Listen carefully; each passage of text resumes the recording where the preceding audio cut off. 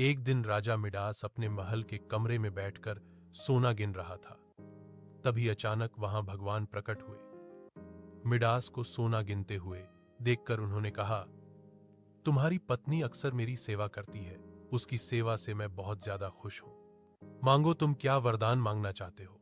भगवान की बात सुनकर मिडास बहुत ज्यादा खुश हो गया और बोला, मुझे एक ही वरदान चाहिए कि मैं जिस चीज को स्पर्श कर लूं वह सोने की हो जाए।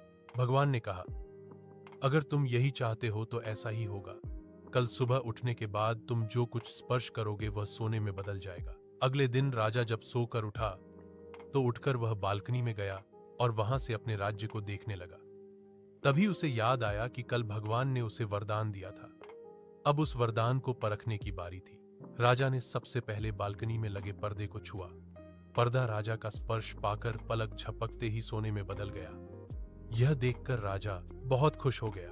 राजा मिडास सोने का स्पर्श पाकर बहुत खुश था, लेकिन उसे अभी पता नहीं था कि धीरे धीरे उसका यही वरदान उसके लिए मुसीबत खड़ी कर देगा। बालकनी से निकलकर राजा नाश्ता करने बैठा, लेकिन जैसे ही उसने फलों को हाथ लगाया वे सभी सोने के बन गए। उसने पानी पीने के लिए जैसे ही जग को छुआ तो वो भी सोने में बदल गया।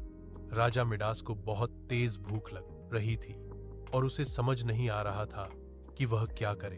इतने में ही उसकी बेटी भागती हुई उसके पास आई और उसे परेशान देखकर उसके गले से लग गई। मिडास को छूते ही वह लड़की सोने की मूर्ति में तब्दील हो गई।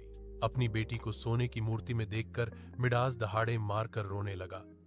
उसे अपनी बेवकूफी पर बहुत पछतावा हुआ और उसे यह समझ आ गया था कि सोना संसार की सबसे अच्छी चीज